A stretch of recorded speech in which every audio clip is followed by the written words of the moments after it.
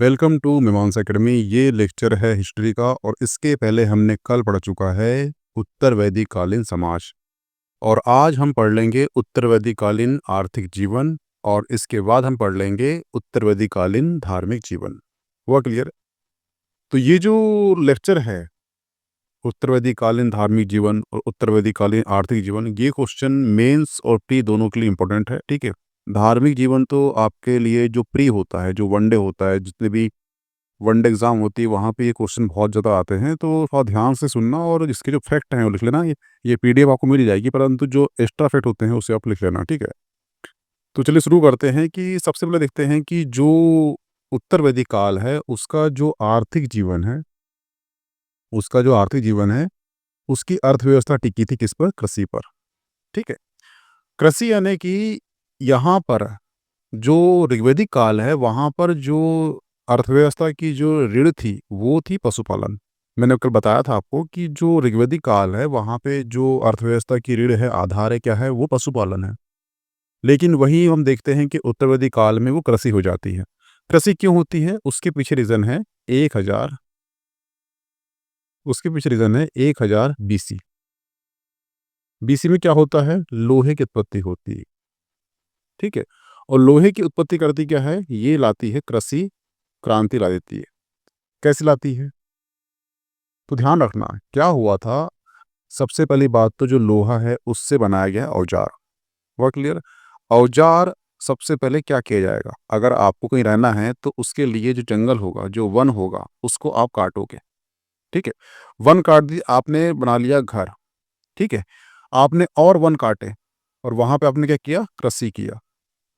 आपके पास एक अच्छा औजार है तो आपने एक नांगर का प्लाव अच्छा गहरा बनाया, उसमें जो भूमि है उसको गहराई तक खोदा।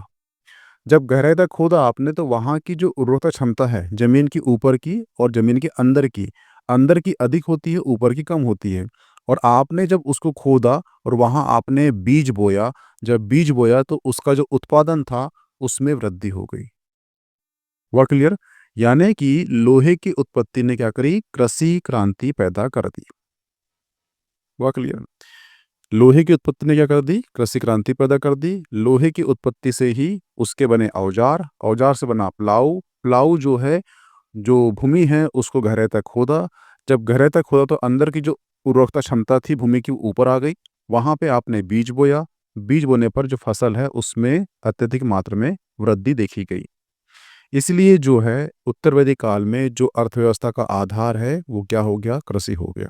हुआ क्लियर?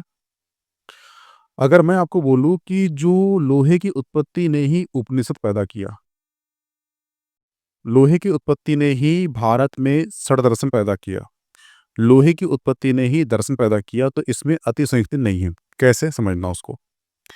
लोहे की उत्पत्ति से कृषि क्रांति पैदा हो गई, तो सिंपल सी बात है, अब कृषि में वृद्धि हो चुकी है, उत्पादन में अनाज अत्यधिक मात्रा में उत्पादित होने लगा है। तो आप देखना दो व्यक्ति ने अनाज, आप देखना कि जो दो व्यक्ति हैं इन्होंने कृषि की, कृषि करने के बाद उसका उत्पादन इतना हो गया कि उसको 10 लोग आराम से 1 साल बिना कुछ करे खा सकते हैं। इतना अनाज का उत्पादन हो गया। हुआ क्लियर? अब जो 2 लोगों ने काम किया और 10 लोग जो है आराम से बैठ के खा रहे हैं। इसका मतलब है कि जो 10 लोग हैं वो अब क्या करेंगे? चिंतन मनन करेंगे। चिंतन मनन कैसा करेंगे? वो करेंगे कि मैं कौन हूँ? आत्मा क्या है? ब्रह्म क्या है? प्रकृति क्या है? जीव क्या है? ठीक है? इसके बारे में वो चर्चा करेंगे, चिंतन करेंगे और यहीं से शुरुआत हुई किसकी? दर्शन की। इसके बाद क्या लिखे जाएँगे? उपनिषद, ब्राह्मण, आरण्यक लिखे जाएँगे। हुआ क्लियर? यानी कि लोहे की उत्पत्ति ने ही भारत में जो है 6 सेंचुरी बीसी में उपनिषद यानी कि दार्शनिक जो काल है या सूत्र काल है उसको पैदा कर दिया। क्योंकि उनके पास टाइम था तो उनने चिंतन मनन किया। चिंतन मनन करने के पश्चात ही जो उपनिषद जैसी रचना है वो हुई। क्योंकि एक कहावत आपने सुनी होगी कि 3 लोग को गोली मारी गई और तीनों गोली मारी गई तो एक के मुँह से निकला राम, एक के मुँह से निकला माओ, एक के मुँह से निकला आलू। वो इसलिए ऐसा हुआ क्योंकि जो 2 के मुँह से राम और माओ निकला, माओ से तो चीन की विचारधारा है। राम यानी कि भगवान हिंदू, ठीक है? यानी कि भगवान हिंदू के भगवान राम। इनके दोनों के पेट भरे हुए थे और जिसके मुँह से निकला आलू उसका पेट खाली था। सिंपल सी बात ये है कि अगर आपका पेट भरा है तो आप पूजा, पाठ, चिंतन, अच्छी-अच्छी बातें करोगे। लेकिन जहाँ पे आपका पेट भरा नहीं है तो आप ओनली भूख के बारे में सोचोगे। इसलिए जो है कृषि ने इसलिए जो है लोहे ने कृषि क्रांति पैदा कर दी। कृषि क्रांति के अंतर्गत अतिरिक्त पैदा हो गया। अतिरिक्त यानी कि उत्पादन में वृद्धि हो गई। उत्पादन वृद्धि हो गई तो जो लोग कम लोग कृषि करके अत्यधिक मात्रा में लोग खाकर बैठ रहे थे, वो खाली थे, उनने चिंतन किया और 6th सेंचुरी बीसी में सूत्रकाल कहलाया क्योंकि वहाँ पे बहुत से सूत्रों की रचना हुई जैसे कि अहम ब्रह्मास्मि, तत्वतुमसि, ये सूत्र थे। बड़े-बड़े जो उपनिषद है, उनके जो बड़े-बड़े वाक्य थे, उनको एक सूत्रों में पिरो दिया क्योंकि उनके पास खाली वक़्त था। क्यों था? पेट भरा था। पेट भरा क्यों था? कृषि उत्पादन अच्छा था। कैसे हुआ? लोहे की उत्पत्ति से हुआ। हुआ क्लियर? तो ये आपको लोहे का लॉजिक समझ में आ चुका होगा। जो उत्तरार्धी काल है, यहाँ पर जो तांबा के बाद लोहे का सर्वाधिक व्यापक उपयोग हुआ और इसे श्याम ऐस कहते थे। क्या? श्याम ऐस कहते थे। यहाँ की जो अर्थव्यवस्था है वो कृषि बेस पे थी, ठीक है? ये ध्यान रखना कि जो अथर्ववेद है यहाँ पे हमें एक नाम मिलता है वो है पृथ्वीवेन्यु। पृथ्वीवेन्यु एक व्यक्ति का नाम मिलता है जिसने कृषि का पहले अनुसंधानकर्ता माना जाता है। अथर्ववेद में जो पृथ्वीवेन्यु है, इनका उल्लेख मिलता है, यानी इन्होंने कृषि को जन्म दिया है। कभी आपको क्वेश्चन आ जाए कि कृषि का जन्मदाता कौन है? तो वो है पृथ्वीवेन्यु। इसका उल्लेख कहाँ मिला है? तो वो अथर्ववेद में मिला है। आपको दोनों याद होना चाहिए। कृषि का जन्मदाता कौन है? तो वो है पृथ्वीवेन्यु और पृथ्वीवेन्यु का जो उल्लेख है, कहाँ मिलता है हमें? अथर्ववेद में मिलता है। हुआ क्लियर? ये ध्यान रखना कि जो ऋग्वेद काल है, जो उत्तरवेदी काल है, यहाँ पर जो है पशुधन की वृद्धि की कामना करते थे। ऐसा क्यों? क्योंकि पशुधन जो था, ये चल संपत्ति थी। जैसे आज भी आप गाँव जाओगे तो गाँव में जो बकरी पालन, ठीक है, गाय पालन करते हैं ताकि जो बकरी से जो बच्चे पैदा होते हैं, जब भी उनको आवश्यकता होती है तो उसे वो बेच देते हैं। यानी कि उनको अगर तुरंत में पैसा चाहिए तो जो घर के पशु होते हैं उसको आराम से बेच देते हैं। जैसे कि आपने सुना होगा कि यहाँ पे बैल बाज़ार है, यहाँ पे गधा बाज़ार है, यहाँ पे बकरी बाज़ार है। तो ये जो पशुपालन है, उसका मुख्य कारण भी क्या था? एक ये जल संपत्ति थी क्योंकि अनाज आप बोओगे तो एक सीक्वेंस के बाद ही, एक टाइमलाइन के बाद ही उसका उत्पादन होगा, ठीक है? उसे तब आप बेच पाओगे। लेकिन जो पशु है, ये चल संपत्ति कहलाएगी। इसे जब भी आप इसको अच्छा खाना-पीना खिलाओ और इसे आप तभी बेच दो। जैसे कि आप आज देखना कि आज भी गाँव में मुर्गा पालते हैं, बकरी पालते हैं। वो क्यों पालते हैं? क्योंकि ये चल संपत्ति के आधार हैं इसलिए। हुआ क्लियर? तो जो ऋग्वेदिक काल है, तो जो तो जो उत्तरार्धी काल है, यहाँ पे हमें पशुपालन के साक्ष्य भी हमें दिखते हैं। ये ध्यान रखना कि जो प्रमुख फसलें थी, जो ऋग्वेद काल था, वहाँ पे जो प्रमुख फसलें थी, वो थी जौ। लेकिन जो उत्तरार्धी काल है, यहाँ पर जो प्रमुख फसलें हैं, कौन-सी हो गई? वो हो गई गेहूँ और धान हो गई। हुआ क्लियर? धान को हम जब पीसते हैं, तो क्या निकलता है? वो निकलता है चावल, ठीक है? एक बार क्वेश्चन आया था एमपीएससी में कि जल क्रांति फसल कौन-सी है? तो वो है चावल। कभी क्वेश्चन आपको आ जाए कि जल क्रांति फसल किसे कहते हैं? तो वो है चावल को। ऐसा क्यों? क्योंकि बीच में डाटा आया था, उसमें बोला गया था कि 1 किलो चावल उत्पादन में 4000 से 5000 लीटर जल की आवश्यकता लगती है, 1 किलो चावल उत्पादन करने में। इसलिए चावल को या धान को जल क्रांति फसल कहते हैं, ठीक है? जो चावल है, इसका उल्लेख हमें ऋग्वेद काल में बिल्कुल नहीं मिलता। लेकिन जो उत्तरवैदिक काल है, यहाँ पे हमें मिलता है और इसका जो उल्लेख है, ये सर्वप्रथम कहाँ मिलता है? वो मिलता है यजुर्वेद में। कहाँ मिलता है? वो मिलता है यजुर्वेद में मिलता है और किस नाम से मिलता है? वो मिलता है ब्रीहि। क्या नाम से मिलता है? वो मिलता है ब्रीहि नाम से मिलता है, ठीक है? कभी क्वेश्चन आपको आ जाए कि ब्रीहि का संबंध किससे है? तो वो चावल से है, जिसका उल्लेख कहाँ किया गया है? यजुर्वेद में किया गया है। हुआ क्लियर? ऋग्वेद में इसका उल्लेख नहीं है, ध्यान रखना। चावल का उल्लेख ऋग्वेद में हमें प्राप्त नहीं होता। चा जो ऋग्वेद है, वहाँ पे हमें जौ का उल्लेख मिलता है और जौ को डालते थे दूध में और एक खाने की डिश बनाते थे, जिसे कहते थे क्षीर पकोदन और ये आर्यों का मुख्य भोज्य पदार्थ था। हुआ क्लियर? जो उत्तरवैदिक काल है इसकी जो प्रमुख विशेषता है वो है चित्रित, धूसर, मृदभांड।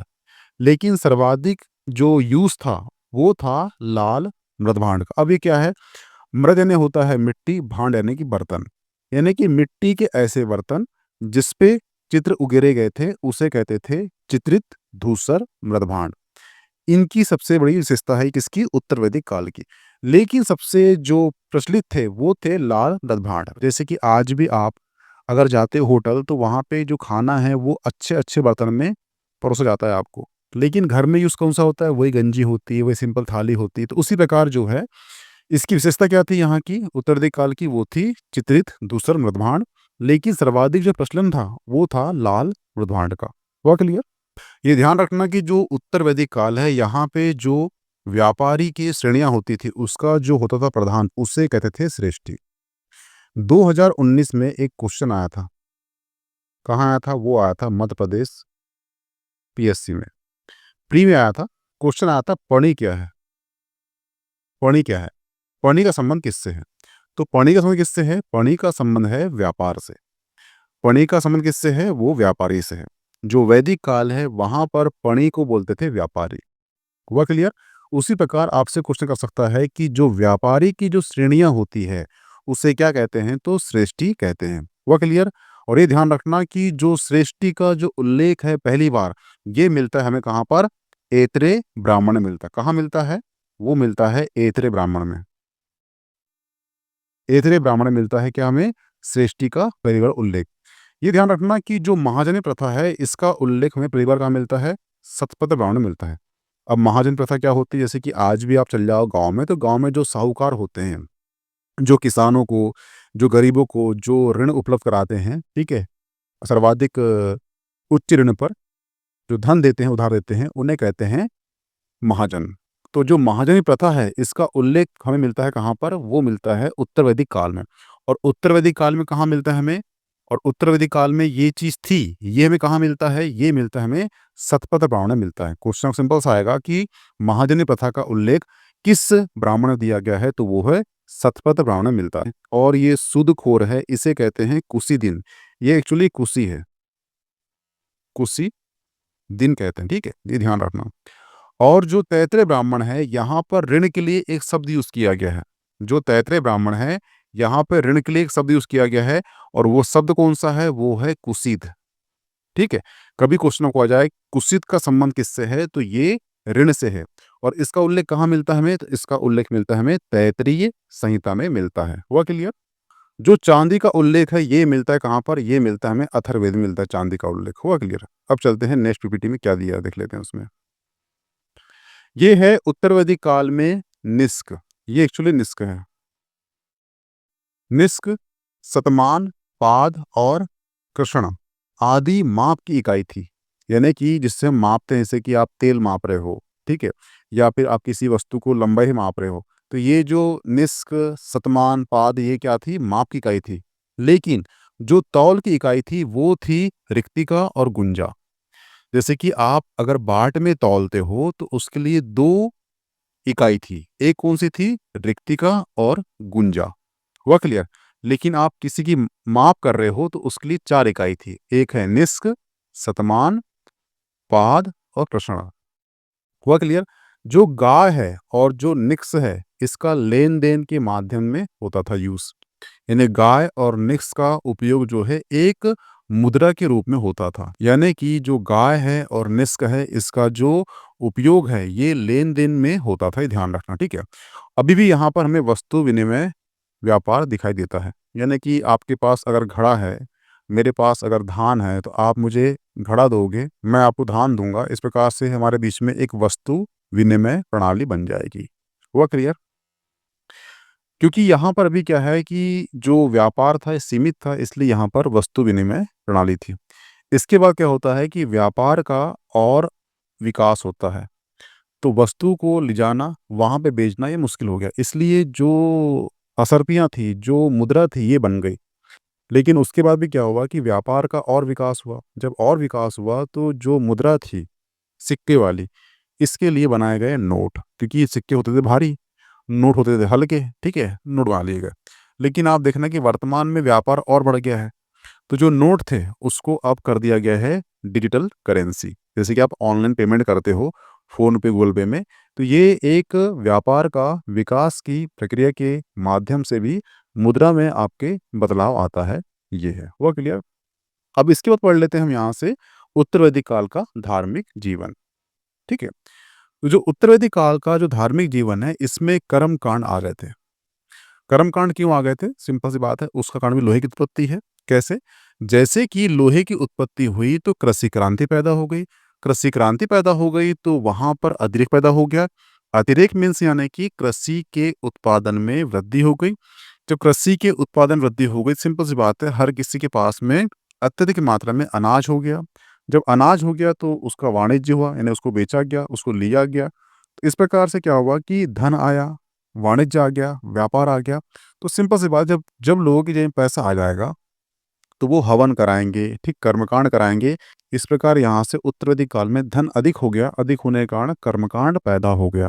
क्योंकि लोगों के पास अब पैसा अधिक हो गया था, तो लोग उसे खर्च करेंगे, कहाँ करेंगे? तो हवन करेंगे, कर्मकांड करेंगे, ये करेंगे, ठीक है?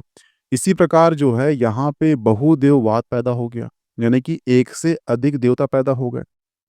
यही कारण था कि जो ऋग्वेद काल में जो इंद्र और अग्नि थी, जो इंद्र और अग्नि थी, इनका महत्व यहाँ पे कम हो गया और जो प्रजापति ब्रह्मा है, इनका महत्व सर्वोच्च हो गया। ऐसा क्यों? क्योंकि इंद्र और अग्नि क्या थे? वो प्राकृतिक देवता थे। अब कर्मकांड बढ़ गया है तो आप प्राकृतिक देवता को हटाकर आप प्राकृतिक देवता को हटा के कोई भी ऐसा एनलाइटेड देवता को पैदा कर दोगे, तो वो है प्रजापति ब्रह्मा। हुआ क्लियर? और यही कारण है कि जो मुंडक उपनिषद हुआ है, यहाँ पर कर्मकांड और यज्ञों की निंदा की गई है। कभी क्वेश्चन आ जाए कि ऐसा कौन-सा उपनिषद है जहाँ पर कर्मकांड और यज्ञों की निंदा की गई है, तो उसका आंसर है मुंडक उपनिषद। यहाँ तक कि जो मुंडक उपनिषद है उसने ये तक कहा है कि जो यज्ञ है वो एक टूटी हुई नाव की तरह है, जिस पर भरोसा नहीं किया जा सकता। ये जो वाक्य मैंने आपको बताया है कि जो नौका है, ये टूटी हुई नाव है और इस पर भरोसा नहीं किया जा सकता। ये क्वेश्चन जो है यूपीएससी में पूछ चुका है। हुआ क्लियर? ये ध्यान रखना। जो ऋग्वेद काल में रुद्र पशु के देवता थे, वही उत्तर वैदिक काल में क्या हो गए? शिव के रूप में प्रतिष्ठित हो गए। विष्णु की भी यहाँ पे रैंक बढ़ गई और ये सृष्टि के संरक्षक के रूप में पूजे गए। उपनिषद में यज्ञों और कर्मकांड की निंदा की गई है। उपनिषद में ब्रह्मा है, उसको एकमात्र परम सत्ता के रूप में स्वीकारा गया है। ब्रह्मा या ब्रह्मा जी नहीं है यहाँ पे, ब्रह्मा यानी कि एनलाइटेड, जिससे सृष्टि का निर्माण हुआ है। उस ब्रह्मा की बात कर रहा है। इसकी जो शंकराचार्य है, उन्होंने बोला था कि अहम ब्रह्मास्मि, मैं ही ब्रह्म हूँ। पृथ्वी जगत मिथ्या ब्रह्म सत्यम, जो जगत है वही मिथ्या है। जिस दिन आपको ज्ञान प्राप्त होगा, जिस दिन आपके ऊपर से अज्ञान का आवरण हटेगा, उस दिन आपको ज्ञान प्राप्त होगा कि ये जो दुनिया है, ये जगत है, ये ब्रह्मांड है, ये झूठा है। जो भी सत्य है वो ब्रह्म है। जैसे कि आपने सुना होगा गीता में जो अंतिम युद्ध होता है महाभारत का, उसके बाद जो है धृतराष्ट्र जो की पत्नी होती है गांधारी, वो जाती है कहाँ पर? कुरुक्षेत्र। और वहाँ देखती है कि किस प्रकार से कौरव और पांडव और लड़के आपस में खत्म हो जाते हैं। तो श्री कृष्ण श्राप देती है कि इसी प्रकार से आप भी लड़कर खत्म हो जाओगे, यादव वंश भी, ठीक है? तो वहाँ पे एक कटी सिर दिखती है आपको कुरुक्षेत्र के ऊपर। वो एक्चुअली जो भीम होता है, भीम का जो पुत्र होता है घटोत्कच, घटोत्कच का पुत्र होता है बर्बरी। बर्बरी की मुंडी होती है वो। बर्बरी को ये वरदान रहता है कि वो एक ही तीर से पूरे युद्ध को खत्म कर देता। लेकिन बर्बरी की जो जान है, वो भगवान श्री कृष्ण माँग लेते हैं और उनके इस बलिदान को, सैक्रिफाइस को श्री कृष्ण बोलते हैं कि आपको क्या दूँ मैं आपको? तो वो बोलते हैं कि मुझे युद्ध देखना है। तो उनको बोलते हैं कि आप युद्ध देखने में सक्षम हो जाओ। तो गर्दन जो दिखती है आपको, वो आपको जो गर्दन दिखती है ये कुरुक्षेत्र में, वो एक्चुअली बर्बरी की है और बर्बरी को ही वरदान मिला था कि आपका जो सैक्रिफाइस है, ये कहलाएगा आपको कलयुग में आपको खाटू श्याम, खाटू नाम श्याम से जाना जाएगा। और जो आप देखते हो राजस्थान में एक मंदिर है खाटू श्याम, वो उन्हीं का है, बरबरी का है, ठीक है? एक वाक्य मिलता है, हारे के सहारे खाटू श्याम हमारे, क्योंकि इन्होंने प्रतिज्ञा ली थी कि जो पक्ष हारेगा, मैं उसकी तरफ से ही युद्ध लड़ूँगा, ठीक है? और हार कौन रहा था? हार रहे थे कौन? कौरव हार रहे थे। हुआ क्लियर? तो पूरा युद्ध जो है वो देखा था बर्बरी ने। तो बर्बरी से किसने पूछी? माता जो गांधारी है उसने पूछी कि कौन युद्ध में लड़ा, कौन हारा, कौन जीता, कौन कैसे लड़ा, सब बताओ तुम मुझे। तो बर्बरी ने आंसर दिया था कि श्री कृष्ण युद्ध लड़े, श्री कृष्ण युद्ध में हारे, श्री कृष्ण युद्ध में जीते, कुरुक्षेत्र वही था, मैदान वही था, खेल वही था, सब कुछ वही थे। तो कहने का मतलब ये है कि आपको जब एक स्टेट के ऊपर, एक स्तर के ऊपर जब आपको ज्ञान प्राप्त हो जाता है और अज्ञान का आवरण खत्म होता है, तब आपको संसार में समस्त वस्तुएं आपको दिखती है ब्रह्म। क्योंकि ये हम ब्रह्म की ही प्रति छाया है, इसलिए इसलिए श्री कृष्ण, इसलिए जो शंकराचार्य है उनने बोला था कि अहम ब्रह्मास्मि, क्योंकि उनको वो एनलाइटेड बन चुके थे, वो ज्ञान प्राप्त हो चुका था। इसलिए जो है उपनिषद में ब्रह्म को ही परम सत्ता माना गया है। हुआ क्लियर? मुंडक उपनिषद के अनुसार जो यज्ञ है वो नौका है जिस पर भरोसा नहीं किया जा सकता। ये जो क्वेश्चन है यूपीएससी में क्वेश्चन कर चुका है। ये क्वेश्चन था कि यज्ञ की तुलना टूटी हुई नाव से की गई है, ये किसमें उल्लेखित है? तो ये मुंडक उपनिषद में उल्लेखित है। ये ध्यान रखना कि जो पुराण है, पुराण को पंचम वेद कहा गया है। किसमें कहा गया है? वो छांदोग्य उपनिषद में कहा गया है। पुराण क्या है? तो पुराण कुछ नहीं, जो राजा हैं उनके जो वंशावली है उसका सीक्वेंस एक ग्रंथ है, उसी को बोलते हैं पुराण। और पुराण को जो छांदोग्य उपनिषद है यहाँ बोला गया है क्या? पंचम वेद। याज्ञवल्क और गार्गी संवाद का उल्लेख कहाँ मिलता है? ये मिलता है वृहदारण्यक उपनिषद में। इसका एक फैक्ट याद रखना आईएमपी वाला, जितने भी उपनिषद हुए हैं भारत में, उसमें सबसे बड़ा उपनिषद, सबसे बड़ा उपनिषद कौन सा है? तो वो है वृहदारण्यक उपनिषद। हुआ क्लियर? उमा शब्द का उल्लेख कहाँ मिलता है हमें? केन उपनिषद में मिलता है। क्वेश्चन आपको आएगा उमा शब्द का उल्लेख कहाँ मिला है? तो वो है केन उपनिषद में मिला है। ठीक है। एक्चुअली जो 120 करीब या 112 करीब उपनिषद है, परंतु जो मुख्य हैं वो 12 ही उपनिषद में प्राप्त हुए जो मुख्य हैं। ठीक है। गोपद ब्राह्मण की रचना किसने की है? ये ध्यान रखना अगला फैक्ट वाला कि गोपद ब्राह्मण की रचना ब्राह्मण ग्रंथ में सबसे अंत में हुई है। ये क्वेश्चन पूछेगा कि सबसे अंतिम ब्राह्मण कौन सा लिखा गया है? तो वो है गोपद ब्राह्मण, जो है सबसे अंतिम में लिखा गया है। हुआ क्लियर? अभी देखना, अभी सावन आएगा, सावन के आसपास ही देखना आपकी जो श्राद्ध पक्ष चलता है, श्राद्ध पक्ष की जो शुरुआत है ये किसने की थी? ये की थी दत्तात्रेय ऋषि के बेटे थे नीमि, नीमि ने की थी। तो क्वेश्चन कभी आएगा श्राद्ध पक्ष की जो शुरुआत है ये किसने शुरू किया था? तो वो नेमि ने किए थे। ठीक है। और सबसे पहला श्राद्ध किसका हुआ था? तो वो दत्तात्रेय का हुआ था, क्योंकि इनके बेटे कौन थे? नेमि थे। तो किसका करेंगे? दत्तात्रेय करेंगे। ठीक है। तो दो क्वेश्चन बनते हैं यहाँ से, किसने शुरू किया था? तो नेमि ने शुरू किया था। किसका पहले श्राद्ध हुआ था सर्वप्रथम? तो वो दत्तात्रेय का हुआ था। क्यों? क्योंकि नेमि ने किया था। किसका किया होगा? अपने पिता का किया होगा। ठीक है। जो शल्य क्रिया है इसका जो उल्लेख है कहाँ मिलता है हमें? अथर्ववेद में मिलता है। ठीक है। जो सलसूत्र है यहाँ पे यज्ञ की वेदिका के नियम का निर्माण का उल्लेख है। जो यज्ञ बनते हैं आपके, देखना आप चौकोन वाले, ये सलसूत्र है गणित की बुक, वहां पे इसका उल्लेख मिलता है हमें। ठीक है। और सल्वसूत्र में ही गणित की जानकारी प्राप्त होती है। सत्य में जयते जो आपका राष्ट्रीय वाक्य है ये एक्चुअली मुंडक उपनिषद से लिया गया है। ये ध्यान रखना, शून्य का उल्लेख आपको दो जगह मिलेगा। आपको क्वेश्चन आपको आया कि शून्य का उल्लेख किस वेद में किया गया है? तो उसका आंसर तो हो गया आपका यजुर्वेद का। ठीक है। परंतु ये पूछेगा कि शून्य का उल्लेख किस अभिलेख में हुआ है? तो वो है ग्वालियर अभिलेख में। ग्वालियर अभिलेख में एक मंदिर है, उस मंदिर का नाम है सास बहू का मंदिर। वो एक्चुअली सहस्त्र बाहु का मंदिर है। उस मंदिर की जो दीवार है उसके पीछे शून्य का उल्लेख है। तो यहाँ से दो क्वेश्चन बनेंगे आपसे कि शून्य का उल्लेख पहली बार कहाँ हुआ था? तो वो हुआ था यजुर्वेद में। लेकिन आपसे क्वेश्चन करेगा कि किस वेद में हुआ था? तो उसका आंसर है यजुर्वेद। लेकिन आपसे क्वेश्चन कर लिया यहाँ पर कि शून्य का उल्लेख किस अभिलेख में है? तो वो ग्वालियर अभिलेख में है। ये ध्यान रखना कि जो एक नागार्जुन हुए हैं बुद्धिज्म वाले, बुद्ध के अनुयायी हुए हैं नागार्जुन, नागार्जुन फिलॉसफी दिया था शून्यवाद। और शून्यवाद में जो शून्य है उसको माना गया है समय। हुआ क्लियर? इसके बाद आए गतसमद। गतसमद ने ही उस शून्य को संख्या बताएगी। लेकिन पेटेंट कराया किसने? आर्यभट्ट ने कराया। इसलिए हम आर्यभट्ट पढ़ते हैं कि शून्य का आविष्कार इनने किया, परंतु गतसमद ही एक्चुअली वो व्यक्ति हैं जिन्होंने शून्य को शून्य बताया था। लेकिन शून्य जो फिलॉसफी है वहां पर जो है शून्य को समय बोला गया है। तो अब यहाँ ध्यान रखना कि शून्य से मल्टीप्लाई करने पर किसी भी संख्या का आंसर शून्य इसलिए आता है क्योंकि शून्य को माना गया है समय, और समय से जो टकराएगा वो समय में मिल जाएगा। इसलिए जो शून्य से टकराएगा, जो भी संख्या शून्य से टकराती है वो शून्य में मिल जाती है। इसलिए हर एक संख्या का मल्टीप्लाई होने पर शून्य से उसका आंसर शून्य आता है। लेकिन हमें किसी का समय ज्ञात नहीं है, इसलिए जब भी शून्य से आप डिवाइड करोगे तो उसका आंसर आता है क्या? इन्फिनिटी, अनंत, क्योंकि हमें उसका जो समय काल पता नहीं है इसलिए। हुआ क्लियर? तो शून्य एक फिलॉसफी है और शून्य एक अंक भी है। फिलॉसफी के अंतर्गत शून्य को समय माना गया है, इसलिए शून्य को ही समय माना गया है। इसीलिए शून्य से मल्टीप्लाई होता है किस संख्या का तो वो शून्य में ही मिल जाती है, क्योंकि शून्य एक समय को डिनोटेड करता है। हुआ क्लियर? सतपथ ब्राह्मण में रेवा, ठीक है, और सदानीर यानी कि गंडक नदी का उल्लेख है और बताया गया है कि जो आर्य सभ्यता है इसका विस्तार यहाँ तक था।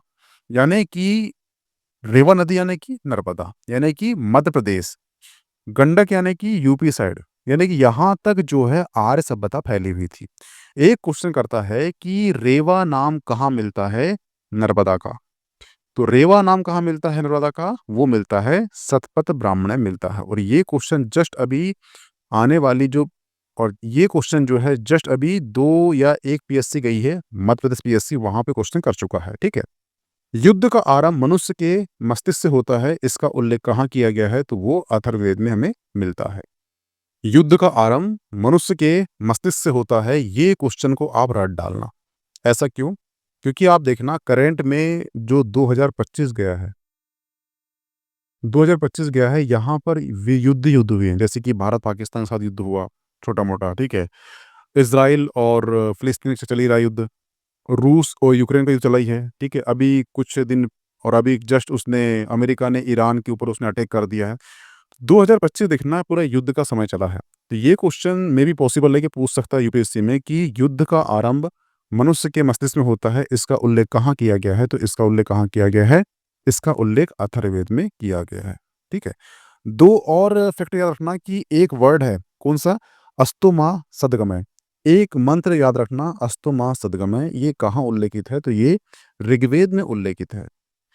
अभी जैसे अगर आप हॉलीवुड की मूवी में इंटरेस्टेड होंगे तो आप मूवी देखना, वो देखना मैट्रिक्स। मैट्रिक्स में जो दिखाया गया है वो एक्चुअली जो शंकराचार्य का जो दर्शन है, अद्वैतवाद, उसके बारे में बताया गया है। और उसकी जो थीम सुनना आप यूट्यूब में, उसकी थीम में जो चलता है सॉन्ग, वो एक्चुअली अस्तो माह सद्गमय ही चलता है। यानी 1990 के आस-पास पिक्चर बनी है वाली मैट्रिक्स हॉलीवुड में। उनकी सोच देखो वहाँ तक पहुँच गई है और भारत के लोग आज तक नहीं बना पाए हैं उसको। और जो मूवी देखना आप, तो पूरी फिलॉसफी किसकी है? वो शंकराचार्य की। कौन-सी फिलॉसफी है? अद्वैतवाद। उसका मतलब क्या होता है? कोई 2 नहीं है। ये देखना आप, ठीक है? एक और स्लोगन है, वो है तत्व त्वम असि। तत्व त्वम असि का मतलब होता है कि वह तुम ही हो। और ये कहाँ दिया गया है? इसका उल्लेख मिलता है हमें कहाँ? छांदोग्य उपनिषद में इसका उल्लेख मिलता है। अभी आपने सुना होगा कुछ साल पहले कि जो केरल का जो मंदिर है, सबरीमाला का मंदिर, इसमें विवाद हुआ था महिलाओं को एंट्री के लेकर। इसमें महिलाओं को एंट्री नहीं है। एक्चुअली वो इसलिए भी नहीं है क्योंकि जो केरल का जो सबरीमाला मंदिर है, ये भगवान अयप्पा का मंदिर है। और भगवान अयप्पा जो है, भगवान शिव के पुत्र हैं। और भगवान शिव के पुत्र जो अयप्पा हैं, ये आजीवन ब्रह्मचर्य पालन किए थे, इसलिए यहाँ पर महिलाओं को एंट्री नहीं दी गई है। मेन रीज़न ये था।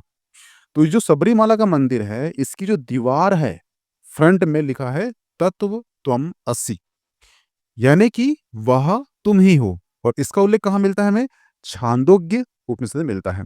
तो ये स्लोगन जो है आपको याद होना चाहिए, कई बार कर लेता है वो, ठीक है, कि ये स्लोगन किसका है। Okay, thanks. तो यहाँ पर आपका जो वैदिक काल के अंतर्गत जो उत्तर वैदिक काल था, उसका जो धर्म और आर्थिक जीवन समाप्त होता है। कल से हम शुरू करेंगे इसके हम बौद्ध धर्म और जैन धर्म। हुआ क्लियर? लेकिन अगर आपको ऐसा लग रहा है कि यहाँ पे कुछ चीज़ छूट गई है, तो आप मुझे कमेंट करना, ठीक है? क्योंकि मैं पढ़ा रहा हूँ, तो मेरे सामने स्टूडेंट तो है नहीं, मैं बस बोल रहा हूँ, आप सुन रहे हो, तो कमेंट ही हमारा माध्यम है। तो कमेंट कर देना कि आपने ये नहीं पढ़ाया है, तो मैं उससे एक लेक्चर में कमेंट करा दूँगा। Okay, thanks. मिलते हैं नेक्स्ट टॉपिक में। इसकी पीडीएफ आपको मिल जाएगी मीमांसा एकेडमी के टेलीग्राम चैनल पर। Okay, thanks, good bye.